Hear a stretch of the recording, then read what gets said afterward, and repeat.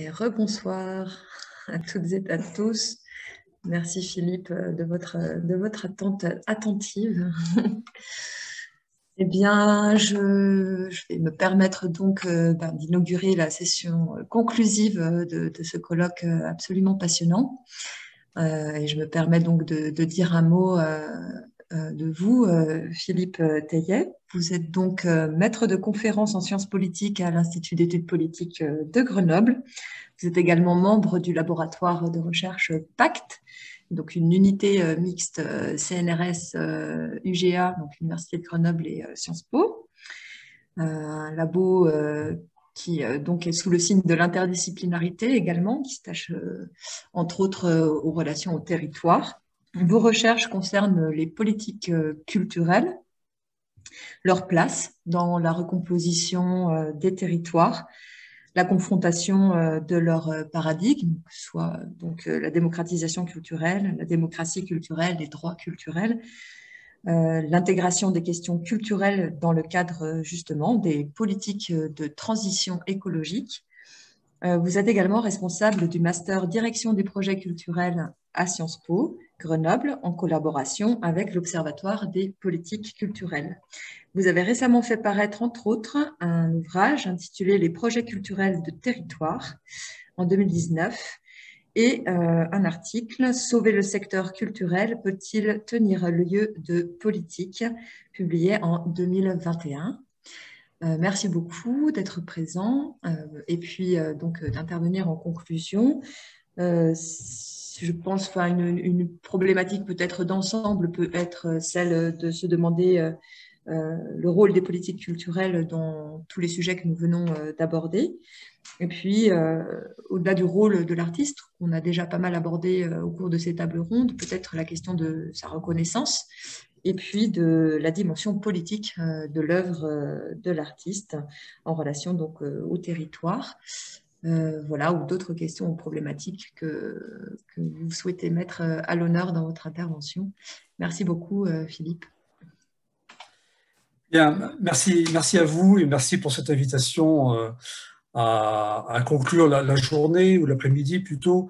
Je vais reprendre vos mots. Je pense qu'effectivement, ces enjeux sont passionnants et je pense que tous les thèmes que vous avez rappelés, ceux sur lesquels j'ai un peu travaillé, sont bousculés et sont amenés à être complètement revisités si vraiment on prend en compte l'enjeu, les urgences climatiques pour utiliser ici un des termes utilisés pour décrire cette demi-journée. Donc je pense aussi que ça a été vraiment un moment passionnant, enfin qu'il y a beaucoup de questions très riches, très stimulantes. Il y a des questions de sens qui sont posées dans ces débats. Et en même temps, il y a aussi beaucoup de gravité. Et je crois qu'il y a ici un duo de sentiments qui peut nous laisser un peu incertains entre le très grand intérêt pour les questions qui sont posées, pour les remises en cause qui sont proposées. Et en même temps, on a parlé parfois de sidération, de grandes inquiétudes par rapport à la gravité du moment. Et le dernier document du GIEC sorti juste ce matin, enfin rendu public ce matin, comme vous l'avez dit, en ouverture, montre qu'on a à nouveau franchi un échelon de plus dans cette gravité, justement.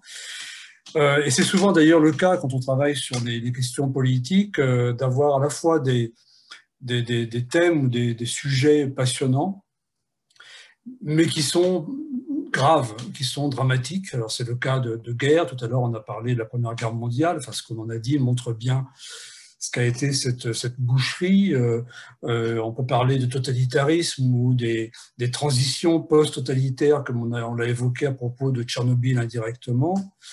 Mais on trouve d'autres situations aujourd'hui. Je pense au conflit israélo-palestinien, qui est un conflit, je vous appelle le dire, passionnant à étudier, et en même temps dont on voit tous les jours que là aussi on franchit des échelons de plus dans la gravité, et dans le sentiment qu'on est face à quelque chose qui est une bombe à retardement, dont l'explosion se rapproche sans cesse.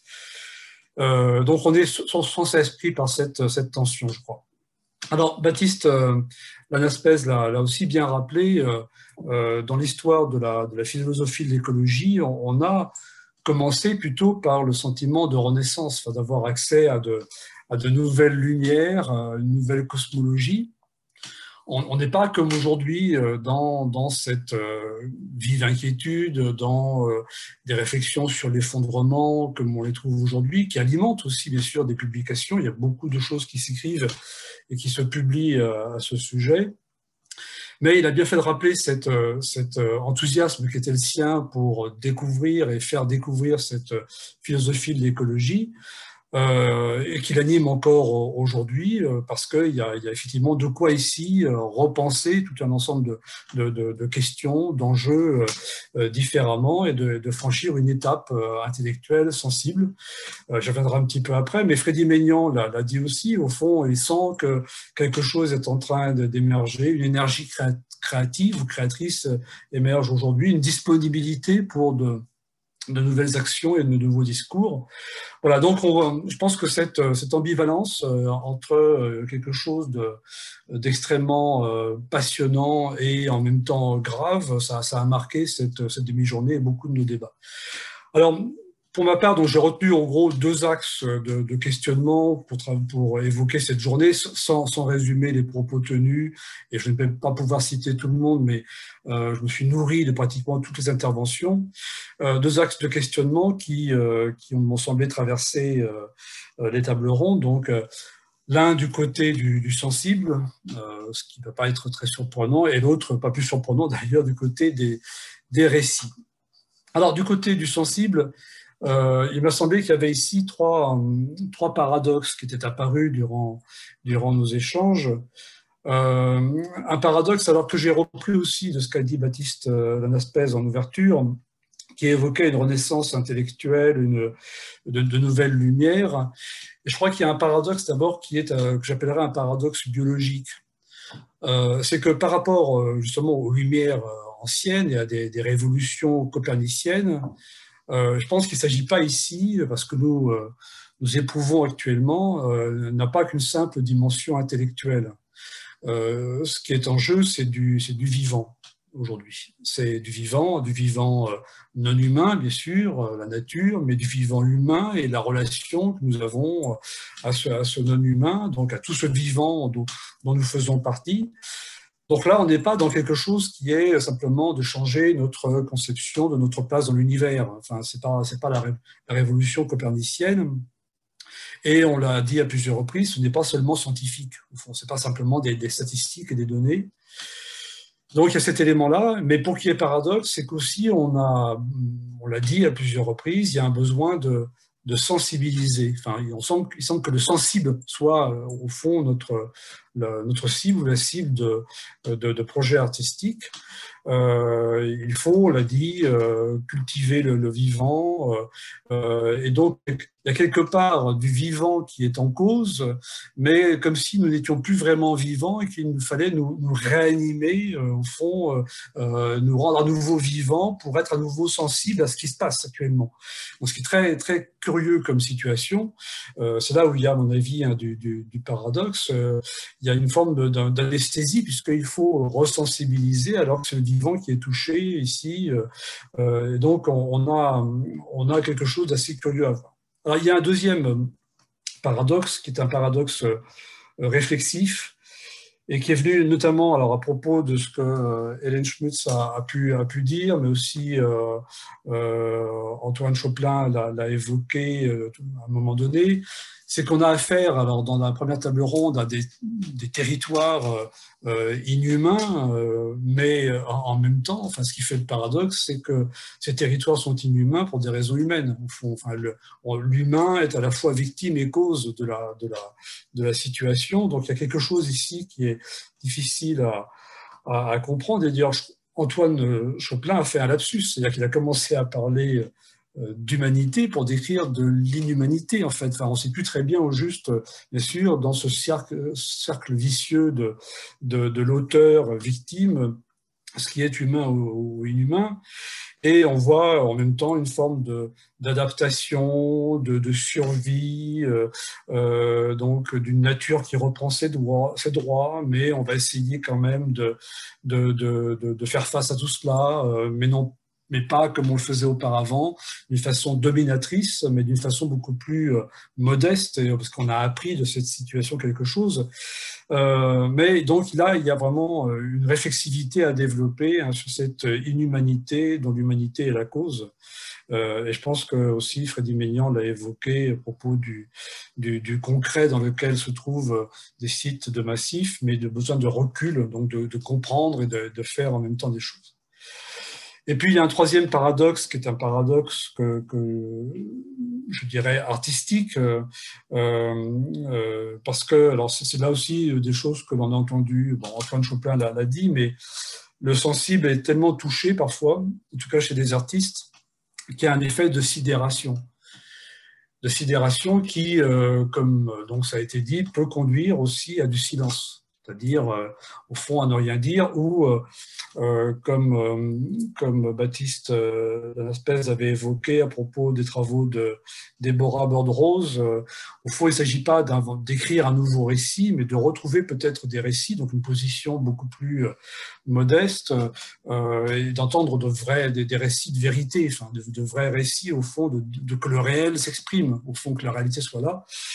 Alors c'est pas le silence ici, mais c'est une position très très modeste.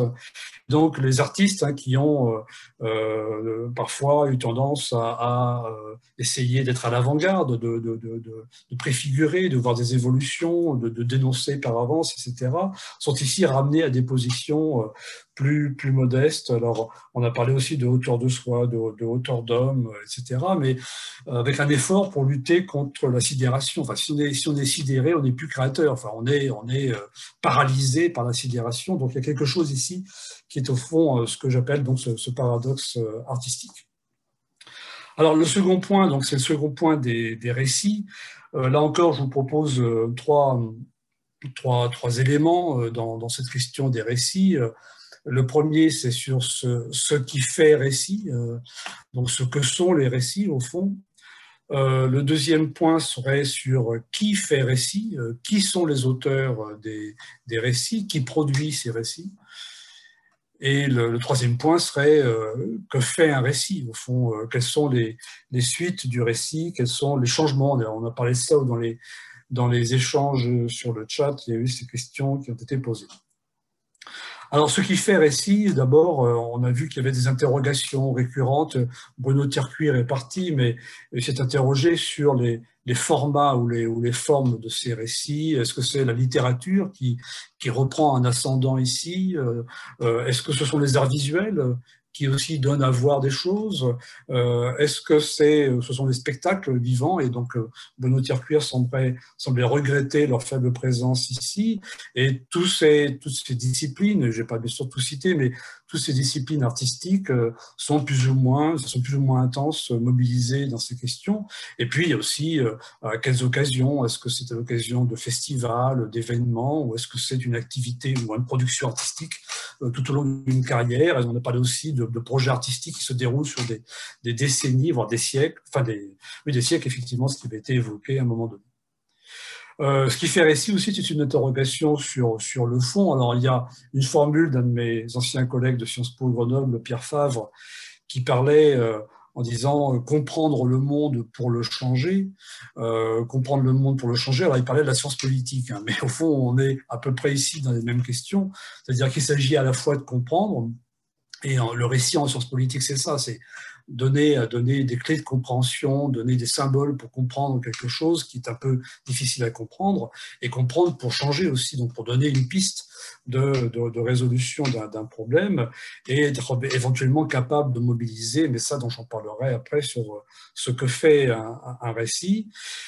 Et pour terminer sur ce qui fait récit, on a senti qu'il y avait beaucoup d'éléments relatifs aux alertes, peut-être à des postures de lanceurs d'alerte aussi parfois, mais aussi de critique, de dénonciation, et en ajoutant aussi des capacités d'être dans la reconstruction, hein, pour changer les choses, et pas simplement dans une forme de dénonciation un peu abrupte, mais l'idée de reconstruire, donc d'une responsabilité au fond de ce qui fait récit. Le récit doit nous amener à être responsable. Alors, je pensais aussi à ce que Camus avait écrit sur l'homme révolté, enfin une espèce de conscience aussi du rôle politique de l'artiste, de sa place dans les révolutions nécessaires, donc pas ici les mêmes engagements bien sûr, ou ce que Amitav Ghosh, publié par Baptiste Lanaspez, a pu dire aussi sur le fait que longtemps les artistes se sont beaucoup développés en même temps que le développement industriel,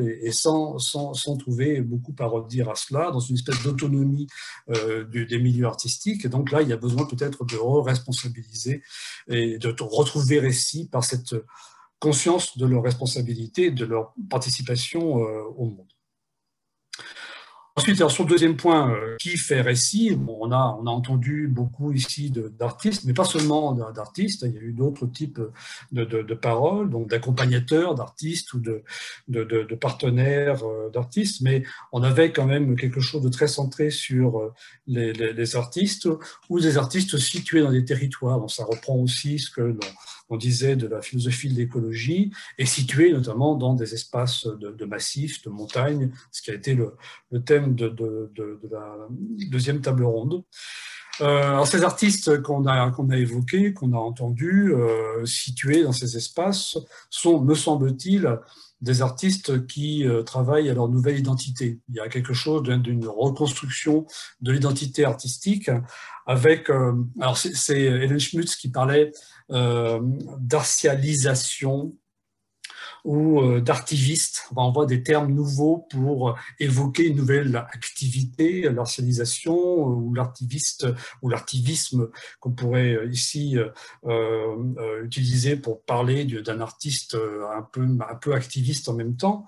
Mais on sent qu'il y a quelque chose de l'ordre de la redéfinition de ce qu'est un artiste. Et c'est pour ça que tout à l'heure, quand vous avez ouvert, je pense que vous avez raison de dire qu'il y a quelque chose ici qui oblige à repenser toute une série d'activités, et que les activités artistiques sont aussi dans le lot. Hein, même pas, elles sont pas à côté. En regardant tout ça d'un petit peu loin, en essayant d'intervenir sur des enjeux climatiques notamment ou environnementaux, mais sont aussi amenés à évoluer. On a parlé des militants, des artistes militants, du problème que ça posait aux uns et aux autres. Donc il y a quelque chose ici à réinventer. Et on peut bien sûr revenir, je crois que ça a été dit, sur les engagements d'artistes dans le passé. Enfin, ces questions-là ne sont pas tout à fait neuves. Les causes, bien sûr, sont relativement nouvelles aujourd'hui, et on a donc tout un travail à mener sur ce terrain. Et alors, il me semble, et c'est peut-être là un absent de la discussion, je pense que une grande partie des débats pourrait être dans cette question de qui fait récit, de savoir aussi comment diffuser cette capacité à faire récit. C'est-à-dire que les artistes ou les scientifiques ne soient pas les seuls à faire récit, et que les personnes, les individus aussi, soient capables de mettre en récit ce qui se passe. Et bien sûr, dans ce qu'on a évoqué, ces travaux situés dans des espaces de montagne notamment, sont des moments où il s'agit aussi pour les personnes qui participent à tout cela, qui ne sont peut-être pas artistes ni scientifiques, d'être capables aussi de mettre en récit ce qui se passe, ce qui leur arrive et ce qui nous arrive collectivement. Alors, j'y reviendrai un petit peu après parce que c'est aussi une question des suites que je voulais aborder. Alors, c'est justement donc mon troisième et dernier point ici. Que fait un récit?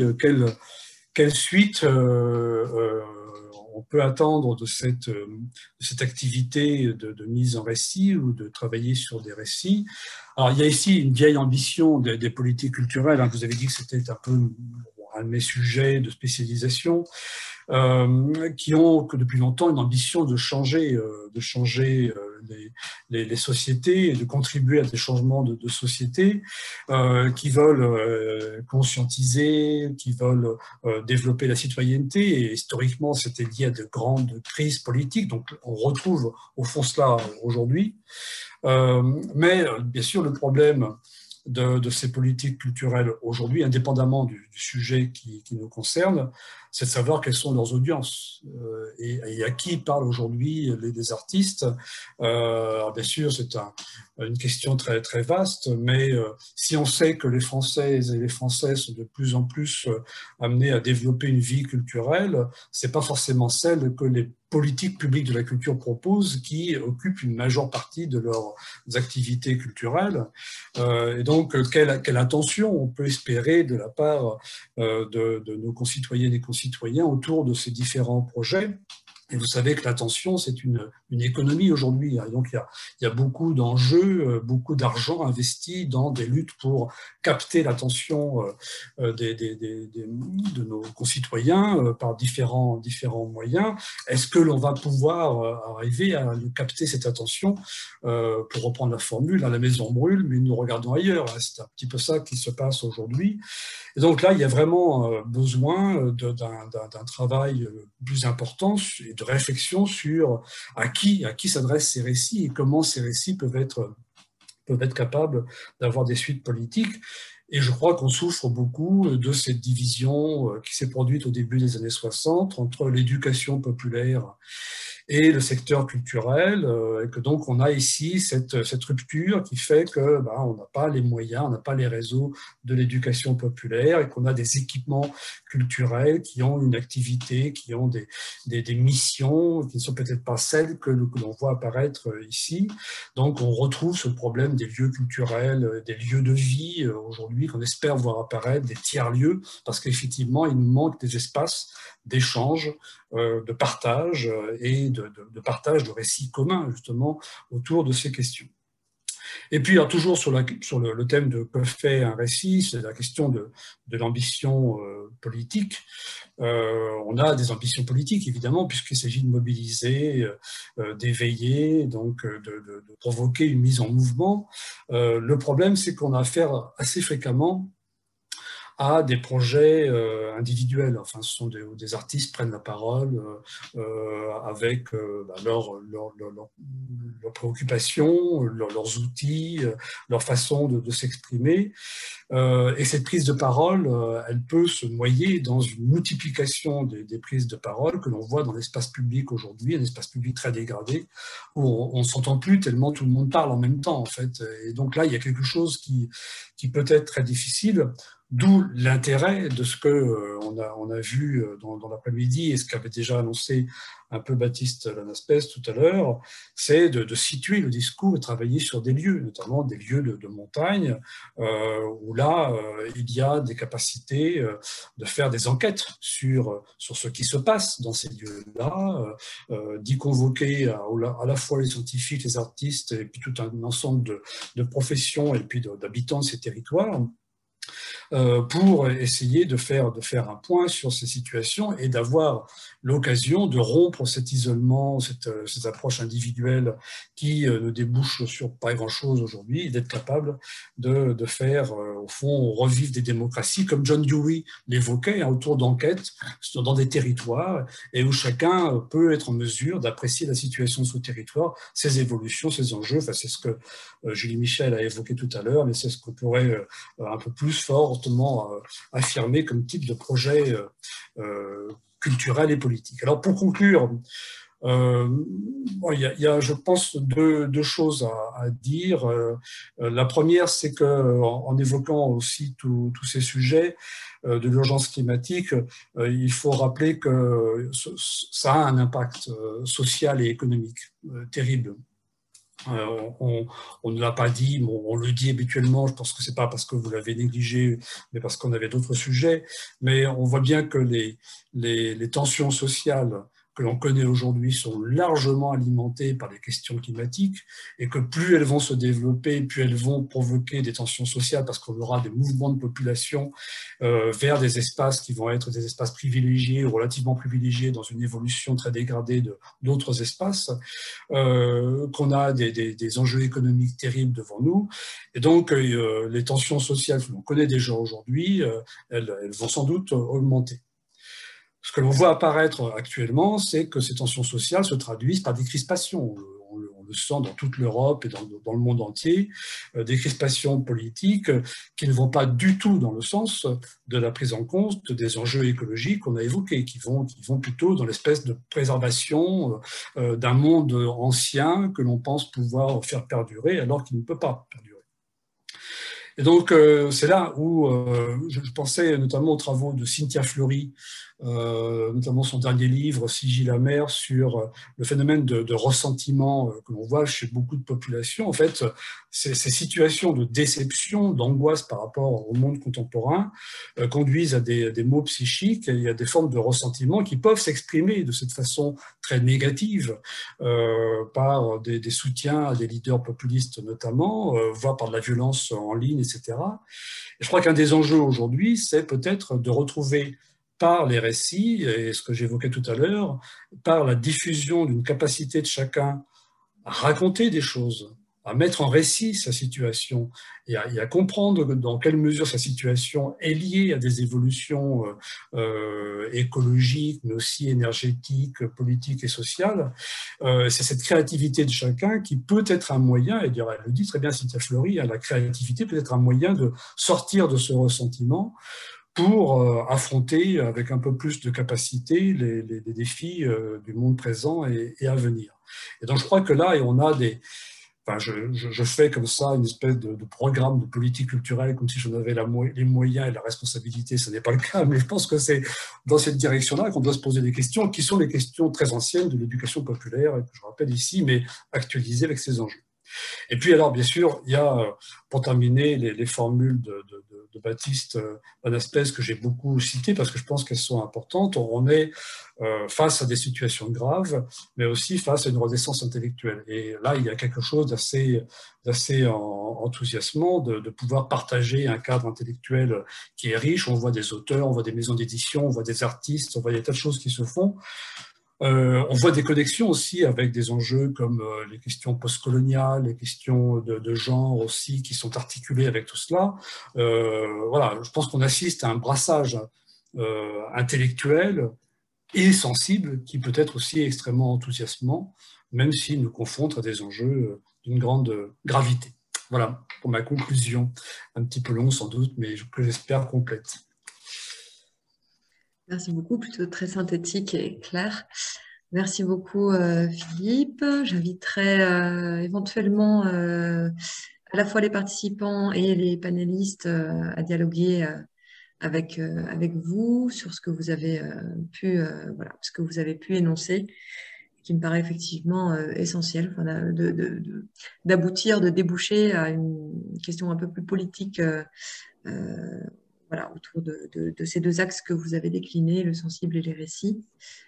Avons-nous des questions ou des remarques ou des résonances qui veulent être exprimées?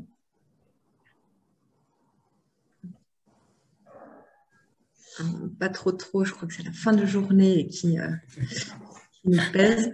J'avais peut-être envie de souligner l'importance que vous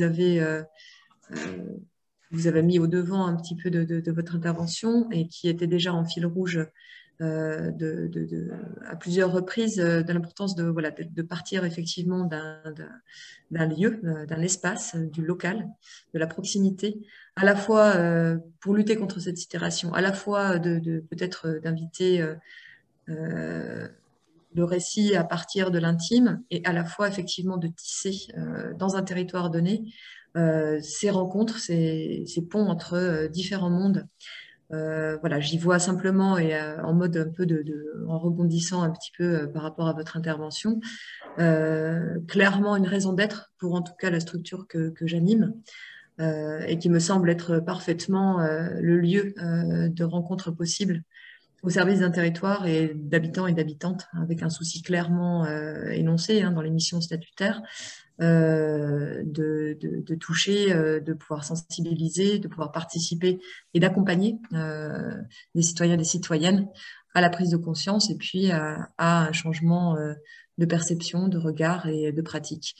Je suis fermement convaincue qu'effectivement, c'est au plus proche qu'on peut éviter cette sidération qui confine parfois à l'attentisme ou, comme vous l'avez souligné, au ressentiment, au rêve de vengeance fait politique ou alors effectivement à un désintéressement par rapport à ce monde commun dont nous faisons partie. C'est bien sûr une piste absolument glissante et dangereuse pour l'avenir du vivre ensemble, que ce soit ici ou dans d'autres pays en Europe ou dans le monde.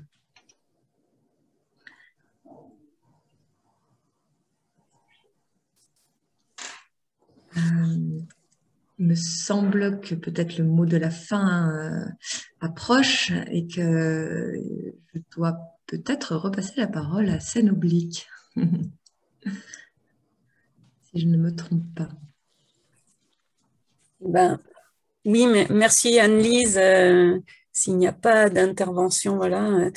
Non, mais peut-être juste boucler cet après-midi en remerciant encore tous les intervenants pour leurs paroles, pour leur implication aussi dans l'organisation de ce webinaire qui nous a demandé pas mal d'échanges sur des questions techniques, mais sur une écoute aussi des uns et des autres pour permettre que cet après-midi soit la plus intéressante, la plus interactive, la plus vivante possible. Et c'est jamais évident avec ces outils en ligne. Aussi te remercier, Anne-Lise, particulièrement pour cette modération, pour la manière avec laquelle tu as pu faire rebondir chacune de ces paroles, de ces thématiques de la table ronde, tout en gérant un petit peu, on va dire, la configuration de l'outil. Et puis, un merci particulier pour Caroline Scarpa, qu'on n'a pas vue cet après-midi, mais qui se cache et qui est pourtant est aux manettes et a vraiment accompagné, voilà, la coordination générale de cet après-midi en étant donc dans l'équipe de Scènes Obliques depuis quelques mois, et un merci chaleureux pour ton travail. Et un dernier mot pour aussi tous les partenaires qui continuent depuis longtemps à soutenir le travail de Scènes Obliques, qui est à la marge de beaucoup de choses, pas un lieu de théâtre officiel, on va dire, pas forcément une compagnie, donc vraiment dans un travail très informel entre la culture, le spectacle vivant, les paysages. Et donc là encore, c'est important d'avoir ce soutien. Je voulais juste signaler que ce webinaire a donc été enregistré, qu'il sera en replay a priori à partir du 26 juin, et que nous avons donc l'objectif de refaire vivre un petit peu ces échanges par une édition d'un nouveau cahier de l'Oblique, puisqu'on en a déjà fait un premier, qui paraîtra donc à l'automne et qui reprendra un petit peu tous ces échanges. Et dernière chose, je finis avec ce petit rendez-vous auquel je vous convie pour se rencontrer, venir rencontrer les artistes, venir boire un coup au bivouac du festival. Je ne sais pas si on voit encore, mais bon, voilà. Et vous dire que le festival, la 26e édition du festival se déroulera du 3 au 10 juillet aux Adrets, notre camp de base dans le massif de Beldon. Et donc, on vous y attend pour se voir. Voilà. Très bonne fin de soirée. Encore merci pour tout ça et à très bientôt en chair et en os. En chair et en os, en plume et en poil. Merci beaucoup. Une bonne soirée. Merci à tous. Au revoir, merci aussi. Au revoir.